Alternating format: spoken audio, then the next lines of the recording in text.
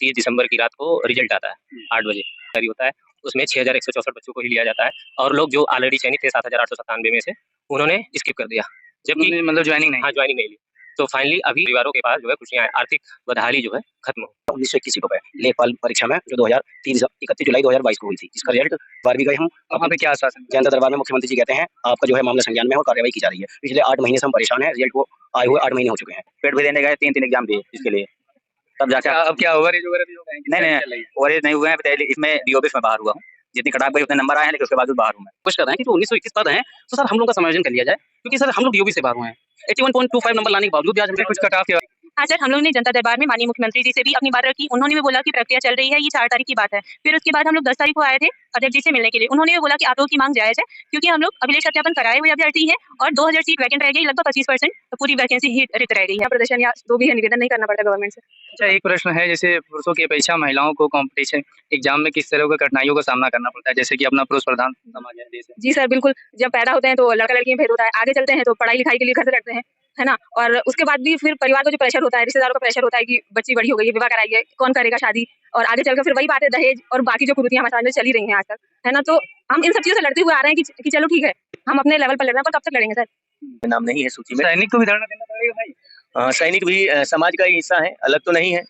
हम भी इसी समाज के हिस्सा हैं और उनके ही मारे हुए हैं। सिस्टम अगर हमारे साथ गलत करता है या बच्चों के साथ करता है, मैं तो चाहता हूँ कि लिस्ट निकले, हम लोगों को हो या ना हो, कम से कम इन बच्चों को हो, और जो वैकेंसी बच गई है उसमें समायोजन किया जाए, कम से कम इतने घर में रोशन हो जाए। जिस तरीके से रोजगार देने के बारे में बीजेपी बोलती है, तो उसको धरातल पे भी तो दिखना चाहिए कि रोजगार। बेरोजगारी है अपने देश में, ये तो कहने की बात है, सबको दिखता है बेरोजगारी है। अगर आंख बंद कर लेने से दिन को रात कहा जा सकता है तो नहीं है बेरोजगारी। अगर नहीं, गरीब परिवार का ही आदमी ग्रुप सी और डी और पुलिस और लेखपाल इसमें देखता है। कोई बहुत अरबपति के लड़के होते तो आराम से मुखर्जी नगर IIT कोटा और यहाँ नौकरी अपनी तैयारी कर रहे होते, लेखपाली के लिए थोड़ी धरना दे रहे होते। कि हमारा देश बोलते हैं कि 5वीं बहुत बड़ी इकोनॉमी बनने जा रही है, अगर पूरे देश का पैसा 10% लोगों के पास है और हमको एक सपना दिखाया जा रहा है, नहीं हम उस देश में निवास कर रहे हैं जो हमारी 5वीं इकोनॉमी बनने जा रही है, तो उससे इनका भला होने वाला नहीं है। परिवारों को जो है नौकरी मिल जाएगी तो परिवार भी, इनका घर का भी सही से सरकार और प्रशासन की सही कार्रवाई नहीं होती है तो व्यक्ति आपस में लड़ाई होता है, जिससे भाईचारा भी जाता है, लोगों की जानें भी जाती हैं, खून खराबा भी होता है। अगर प्रशासन के पास सही कर्मचारी हो, सही टाइम पे अगर लोगों की नाप जोक ये सब कुछ हो जाए तो थोड़ा सा ये भूमाफिया ये वो बहुत चीजें जो है सही हो सकती हैं। भूतपूर्व सैनिकों 17 साल सर्विस देकर के भारत के विभिन्न क्षेत्रों में भी जो हमारी अनुपूरक परिणाम जो है वो निकालने के लिए हम लोग इतने सारे बंदे यहाँ पे आ गए और पूरे उत्तर प्रदेश से ये जो है बंदे यहाँ आए हैं। इसमें कोई जिला ही शायद बचा होगा, के लिए दिया है तो रिक्त पदों के लिए भी दे सकते हैं। इसमें कोई इतना बड़ा मुद्दा नहीं है कि जो नहीं होता है, और जो नियम जो है हम तो अपने आप पे डिपेंड होने के लिए कुछ तो करना पड़ेगा। पहले प्रेगनेंसी में फाइट किए, फिर अब बच्चा हो गया है कि फाइट ही तो कर रहे हैं। अब सर ये है कि गवर्नमेंट अगर हम लोगों की पुकार सुन ले तो बहुत ही बढ़िया है। डीवी आप डीवी दे चुके हैं, नंबर भी सही थे, वो कहीं ना कहीं पॉइंट से या कहीं कहीं एक नंबर से कहीं ना कहीं रह गए हैं। वही 1921 पदों पर अगर सरकार अब आज से माने गुजरी है, किस संघर्ष से गुजरी है, किस तरह से नौकरी पाई है, तो उसे भी रहेगा। झांसी से सर। देश के सम्मानित नागरिकों को मेरा प्रणाम। आपने देखना शुरू कर दिया है जन विकास मीडिया। आपको सामने राजस्व परिषद दिख रहा होगा, जिसमें लेखपाल के अभ्यर्थी हैं जो 2022 की वैकेंसी है उसको लेके कहीं ना कहीं शासन प्रशासन से अपनी मांगों को लेके आए कि अनुपूरक परिणाम जारी किया जाए। एक बार पैक में दिखाइएगा।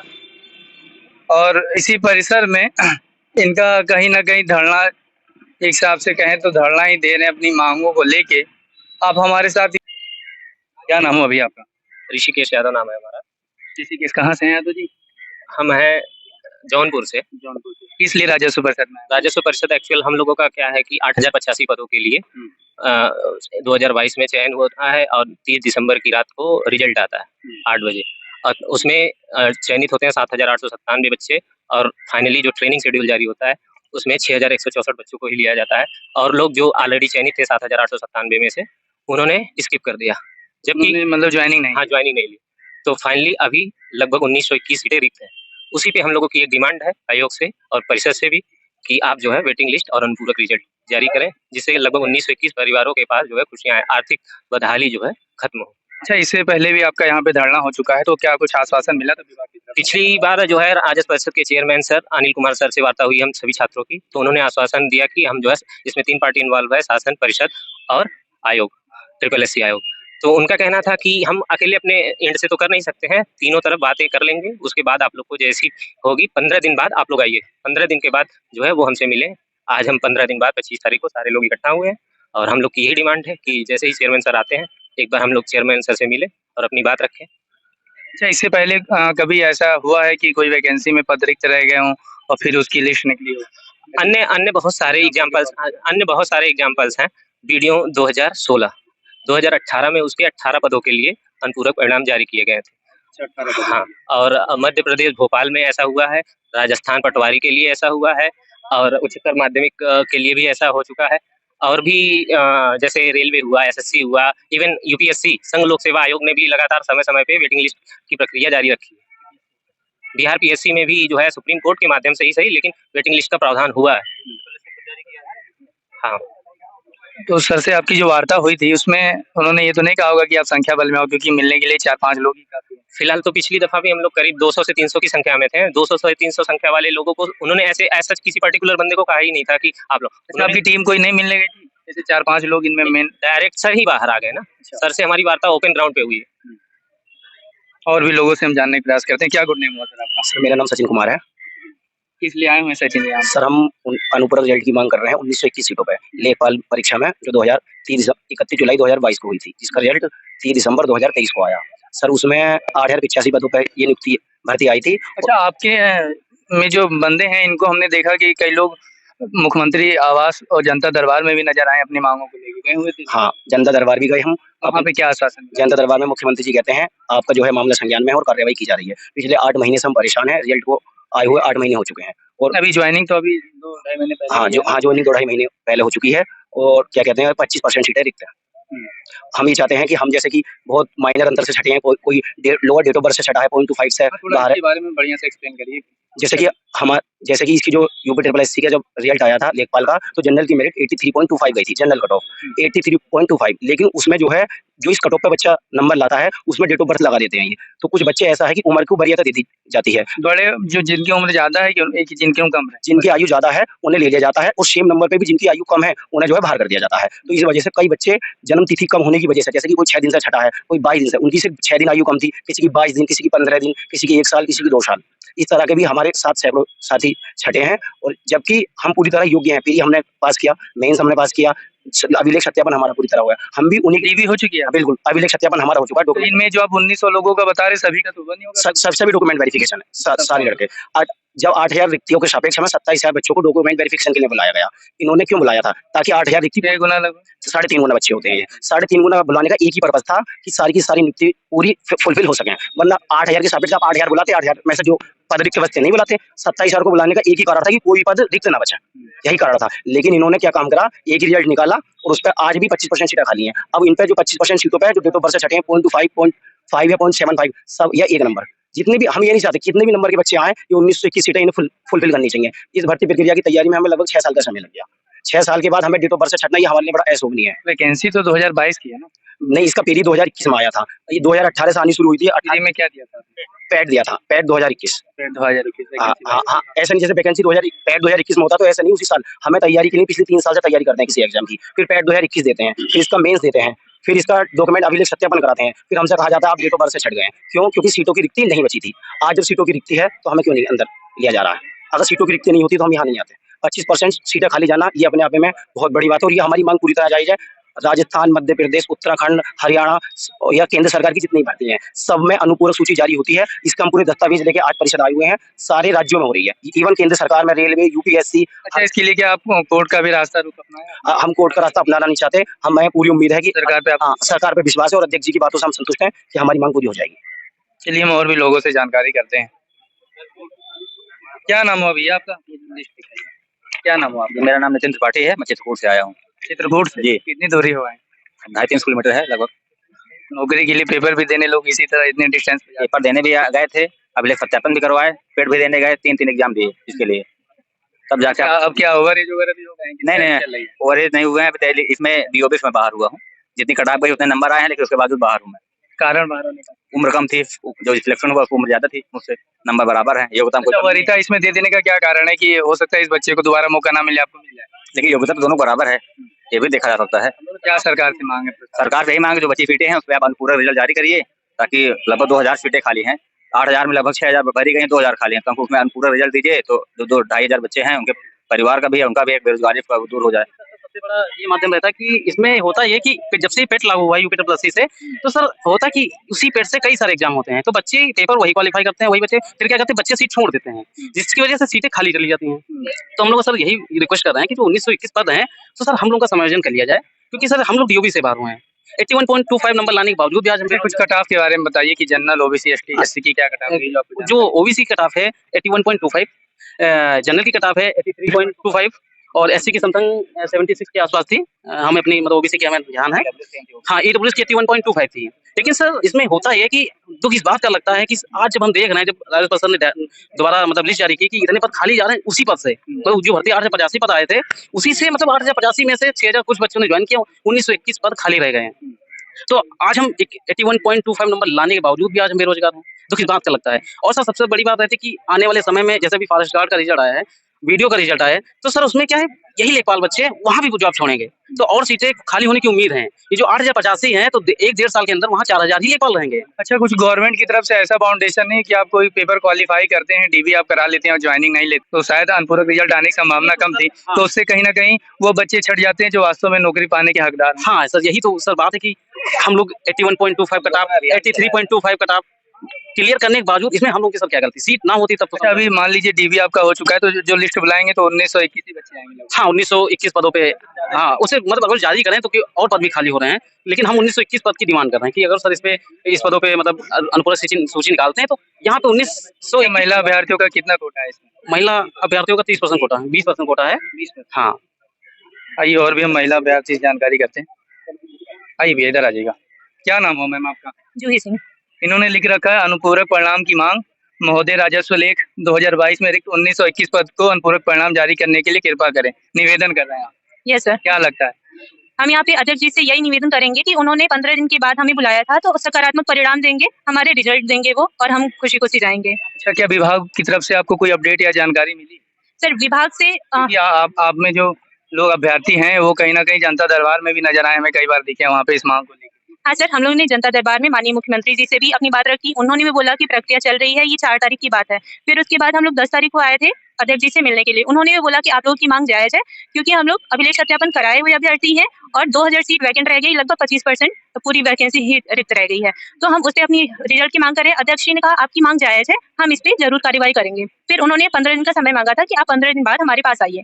15 दिन बाद हम लोग आए हैं, और उसके बीच में जैसा हमें पता चला है कि माननीय मुख्यमंत्री जी ने भी आदेश दिया है अध्यक्ष जी की परिषद में कि आप डाटा को निकलवाइए कितनी वैकेंट रह गई हैं, और अध्यक्ष जी ने भी ये सारी जिलों को मैसेज किया है कि वहां से अध्यक्ष जी ने सारी जिलों को भी डीएम से मैसेज कराया है कि उनकी तहसील में जितनी सीटें खाली रह गई हैं उसका डाटा उन्हें बताएं। अब ये इंटरनल मैटर है, अध्यक्ष जी के पास क्या रिजल्ट आया है, कितनी आई है, अब वो हमें उस सीट पे जो रिक्त रह गई है उस पे रिजल्ट हमें चाहिए, वो अध्यक्ष जी आज यहाँ पे आए हैं, तो आपका क्या प्रमुख अध्यक्ष जी से मिलना, उनसे मिलना है और अपने लिए सकारात्मक रिजल्ट लेके जाना है।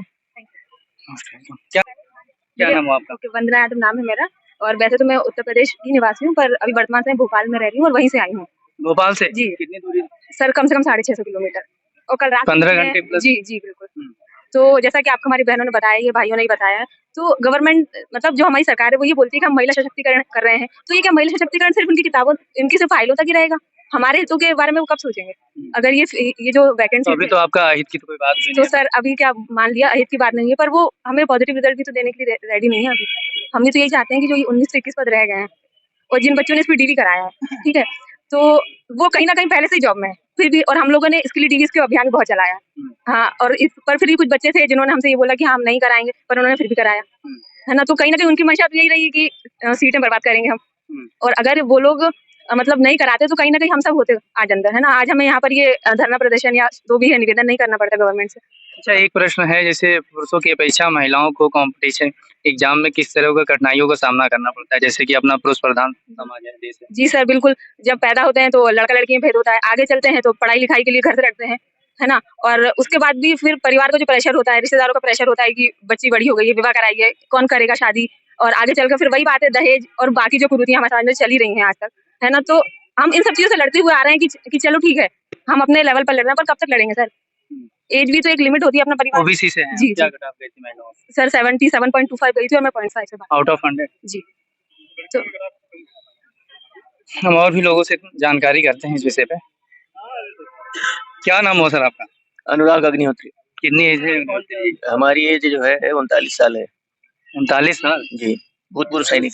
अच्छा, सैनिक जी हैं आप। जी तो आप भी इसमें क्वालिफाई कर गए हैं? बिल्कुल क्वालिफाई कर गए हैं, अभिलेख परीक्षण करा चुके हैं। उसके बाद जो है फाइनल जो रिजल्ट आया उसमें नाम नहीं है सूची में। सैनिक को भी धरना देना पड़ेगा भाई? सैनिक भी समाज का ही हिस्सा है, अलग तो नहीं है। हम भी इसी समाज के हिस्सा हैं और इसी सिस्टम के ही मारे हुए हैं। सिस्टम अगर हमारे साथ गलत करता है या बच्चों के साथ करता है, मैं तो चाहता हूँ कि लिस्ट निकले, हम लोगों को हो या ना हो, कम से कम इन बच्चों को हो, और जो वैकेंसी बच गई है उसमें समायोजन किया जाए, कम से कम इतने घर में रोशन हो जाए। जिस तरीके से रोजगार देने के बारे में बीजेपी बोलती है तो उसको धरातल पे भी तो दिखना चाहिए कि तो रोजगार। बेरोजगारी है अपने देश में। ये तो कहने की बात है, सबको दिखता है बेरोजगारी है। अगर आंख बंद कर लेने से दिन को रात कहा जा सकता है तो नहीं है बेरोजगारी, अगर नहीं कहा जा सकता तो रोजगार बेरोजगारी है। अच्छा, आपने इनके पक्ष में एक बहुत बढ़िया कहा कि यदि इनको रोजगार मिल जाएगा तो कहीं ना कहीं इनके बारे में इसलिए कहा, ये कहीं न कहीं हमारे भाई हैं या कोई हो सकता है, भाई की जैसी उम्र है इनकी, और जो आदमी 4 साल, 5 साल, 6 साल किसी उत्तर प्रदेश की नौकरी के लिए तैयारी करता है, उसके बाद में उसका समायोजन नहीं होता है। कहीं न कहीं परिवार का भी दबाव होता है कि जल्दी-जल्दी कमाइए, करिए, कुछ करिए, कुछ करिए, क्योंकि माँ-बाप की भी आशाएँ होती है ना, इसीलिए कोई इलाहाबाद में पढ़ रहा है, कोई दिल्ली में पढ़ रहा है, कोई कहीं पढ़ रहा है। आदमी कितनी प्रतीक्षा कर सकता है? ये तो एक बेरोजगार ही जान सकता है कि बेरोजगारी क्या होती है और उसका आलम क्या होता है। गरीब परिवार का ही आदमी ग्रुप सी और डी और पुलिस और लेखपाल इसमें देखता है। कोई बहुत अरबपति के लड़के होते तो आराम से मुखर्जी नगर और IIT कोटा और यहाँ नौकरी अपनी तैयारी कर रहे होते, लेखपाली के लिए थोड़ी धरना दे रहे होते। अच्छा, ये मान लीजिए इनका सिलेक्शन हो जाता है, लेकिन बहुत से लोग ऐसे होते हैं वैकेंसी के अकॉर्डिंग देखें तो उन्हें 10-15 हजार की नौकरी करनी पड़ जाती है, क्योंकि इससे ज्यादा अपने स्टार्टिंग में मिलता नहीं है। अरे ये तो देश की बहुत ये तो आपको अंदाजा होगा। ये मुझे पता है, ये देश की बहुत बड़ी विडंबना है कि हमारा देश बोलते हैं कि 5वीं बहुत बड़ी इकोनॉमी बनने जा रही है। अगर पूरे देश का पैसा 10% लोगों के पास है और हमको एक सपना दिखाया जा रहा है, नहीं हम उस देश में निवास कर रहे हैं जो हमारी 5वीं इकोनॉमी बनने जा रही, तो उससे इनका भला होने वाला नहीं है। जब प्रति व्यक्ति की आय बढ़ेगी तभी उसका एक सही बात धरातल पे कहने का एक मतलब है, और योगी जी से हम लोगों का बहुत ज्यादा अपेक्षा है कि वही एक ऐसे हैं, ईमानदार हैं कि जो हम लोगों के साथ न्याय कर सकते हैं। अगर ये हमारी वैकेंसी बची है और इसमें समायोजन कर दिया, जिससे राजस्व में पहले से ही इतनी परेशानियां आ रही हैं, अगर लेखपालों की कमी होने की वजह से भूमि विवाद आए दिन होता है, जिसके लिए क्राइम बढ़ता है, और जब कर्मचारी होंगे ही नहीं, लेखपाल होगा ही नहीं, तो किस तरीके से काम हो सकता है? अगर इसको समय से समायोजन कर दिया जाए तो कहीं न कहीं राजस्व में जो कमी है लेखपालों की बहुत ज्यादा पूर्ति हो जाएगी और इन परिवारों को जो है नौकरी मिल जाएगी, तो ये परिवार भी, इनका घर का भी सही से काम काज चलने लगेगा। बहुत महत्वपूर्ण पहलू आपने बताया कि ना होने से विवाद बढ़ जाता है। तो ये तो सीधी सी बात है। ऐसा मतलब कुछ आपने अपने स्तर से देखा है, अनुभव भी बोल रहे हैं? हम अनुभव नहीं बोल रहे हैं कि जैसे एक न्याय व्यवस्था होती है, इसी तरीके से राजस्व 2 तरीके से काम करता है। एक राजस्व न्याय प्रणाली पे काम करता है और एक राजस्व पे काम करता है। न्याय प्रणाली में इतना ज्यादा मामले जो लंबित होते हैं, उसका रीजन यही है कि न लेखपालों की कमी है, कानूनगो की कमी है, ना सही टाइम से वो अपनी रिपोर्ट लगा पाते हैं। जब रिपोर्टें नहीं लगती हैं तो वही सही टाइम पे पैमाइश नहीं होती, पैमाइश जब नहीं होती, जमीन, उत्तर प्रदेश में किसान जमीन को अपने जमीर से जोड़ के देखता है, और जब उसमें सरकार और प्रशासन की सही कार्रवाई नहीं होती है तो व्यक्ति आपस में लड़ाई होते हैं, जिससे भाईचारा भी जाता है, लोगों की जानें भी जाती हैं, खून खराबा भी होता है। अगर प्रशासन के पास सही कर्मचारी हो, सही टाइम पे अगर लोगों की नाप जोक ये सब कुछ हो जाए तो थोड़ा सा ये भू माफिया, ये वो बहुत चीजें जो है सही हो सकती हैं। अच्छा, कैसा रहा आपका तैयारी और कंपटीशन के बारे में कुछ कहना चाहेंगे एक लाइन में? क्योंकि आप फौज से वैसे किस आर्मी में थे, किस में थे? मैं आर्मी में था, आर्मी में हाँ, मैं भूतपूर्व सैनिक हूँ। 17 साल सर्विस दे करके भारत के विभिन्न क्षेत्रों में, विभिन्न सीमाओं पे जहाँ मुझे सेवा करने का अवसर दिया गया, तन मन धन सब तरीके से सेवा किया। पूरी आशा थी, पूरा विश्वास था। जैसे मैंने सुना था कि भूतपूर्व सैनिकों को समय से अगर आप चले, कितने % कोटा था इसका? इसका 5% कोटा था। अगर हम कोटा के अकॉर्डिंग देखें तो 8085 वैकेंसी थी, जिसमें से हमको कोटा के हिसाब से भी नहीं 385 दी गई।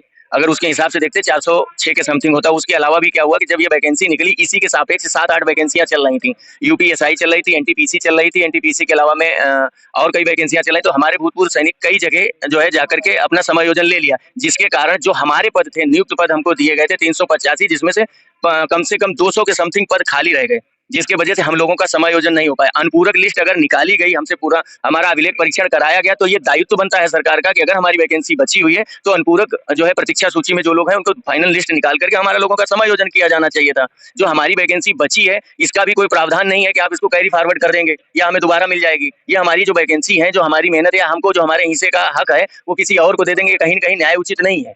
और हम लोग अपनी बात को हमेशा अनुशासन में रहें, अनुशासन की तरीके से ही कहना चाहते हैं योगी आदित्यनाथ जी को कि महोदय देखिए, हम सैनिकों को एक ही रास्ता है कि हम अनुशासन के साथ आपसे बात करना चाहते हैं, आपसे मिलना चाहते हैं। एक आग्रह है कि एक बार आप हम लोगों को मिल लीजिए, जितने भी हमारे अभ्यर्थी बैठे हैं उनकी बात सुन लीजिए, और सुनने के बाद में प्रतीक्षा सूची के लिए ये सब बैठे हैं उनकी निकलवा दीजिए, इनका सबका समायोजन हो जाए और आपको इतने लेखपाल मिल जाएंगे और ये आपके ईमानदारी से सब काम करेंगे।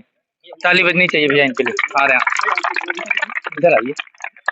क्या गुड नेम है सर आपका? मेरा good name sir Praveen Kumar Yadav है और मैं आप भी एक साथ में मैंने जी मैं भी एक सर्विसमैन हूँ। फ्लैग लेके आए हैं आप? जी ये मैं फ्लैग लेके आया हूँ क्योंकि हमारे देश के प्रति एक बहुत बड़ा जो है दायित्व है जिसकी हम रक्षा करते हैं। ये हमारा देश है एक तरीके से, हम ये मान के चलते हैं। और यहाँ पे हमारा जो मेन उद्देश्य है वो ये है कि जो हमारी अनुपूरक परिणाम जो है वो निकालने के लिए हम लोग इतने सारे बंदे यहाँ पे आ गए और पूरे उत्तर प्रदेश से ये जो है बंदे यहाँ आए हैं। इसमें कोई जिला ही शायद बचा होगा, सभी जिले से यहाँ पे आके अपना जो है अनुपूरक परिणाम के लिए अपनी मांग रखने के लिए आए हैं। यहाँ पे कोई धरना करने नहीं आया, यहाँ पे कोई झगड़ा करने नहीं आया, यहाँ पे सिर्फ और सिर्फ अपनी मांग रखने आए।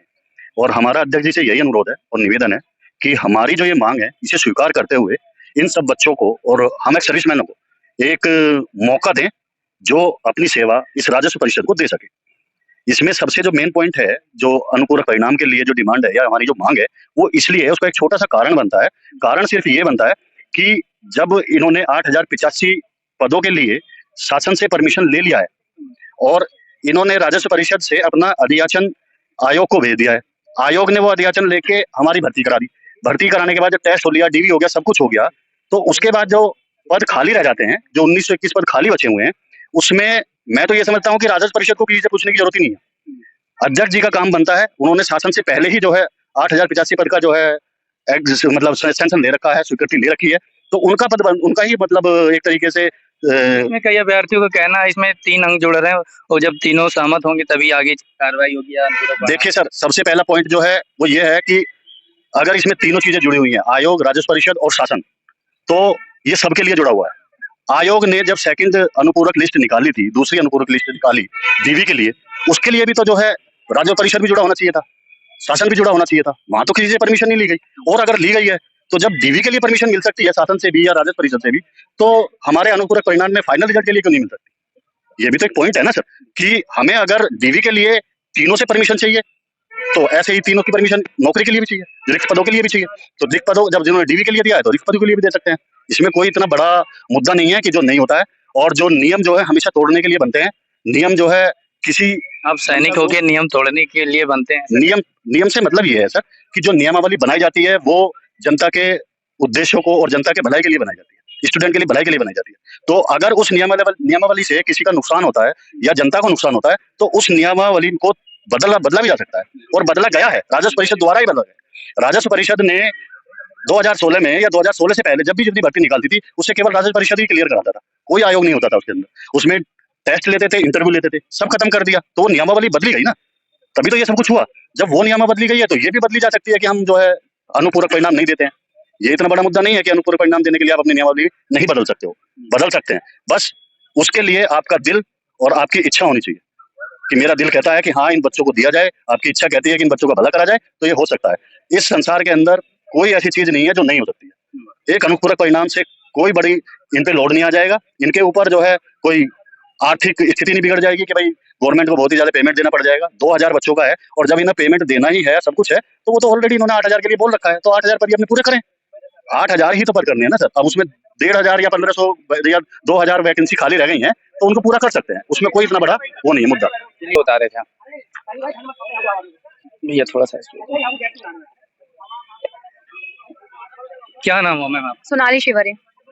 ये आप बबुआ को लेके आए हुए हैं? सर क्या करें, जब बेरोजगारी इतनी चरम सीमा पर है तो अपने आप पे डिपेंड होने के लिए कुछ तो करना पड़ेगा। पहले प्रेगनेंसी में फाइट किए, फिर अब बच्चा हो गया है कि फाइट ही तो कर रहे हैं। अब सर ये है कि गवर्नमेंट अगर हम लोगों की पुकार सुन ले तो बहुत ही बढ़िया है। डीवी आप दे चुके? डीवी दे चुके हैं, नंबर भी सही थे, वो कहीं ना कहीं पॉइंट से या कहीं कहीं एक आध नंबर से कहीं ना कहीं रह गए हैं। वही 1921 पदों पर अगर सरकार अनुपूरक ये पदों पर करवा दे हम लोगों का, तो हम लोग का भला हो जाए और भी हम लोग को जो परिवार है वो भी पल जाए साथ में। आप आए हैं मान लीजिए अपनी मांगों को लेकिन नौकरी आपको मिलेगी, लेकिन ये बच्चा बेचारा है धूप गर्मी, बस थोड़ी देर की बात है, बच्चे को भी उसी माहौल में ढाल रहे हैं धीरे धीरे, ताकि अब उसे भी तो पता चले कि किस संघर्ष से माँ ने गुजरी है, किस संघर्ष से गुजरी है, किस तरह से नौकरी पाई है, तो उसे भी कहाँ से आए? रहेगा। झांसी से सर।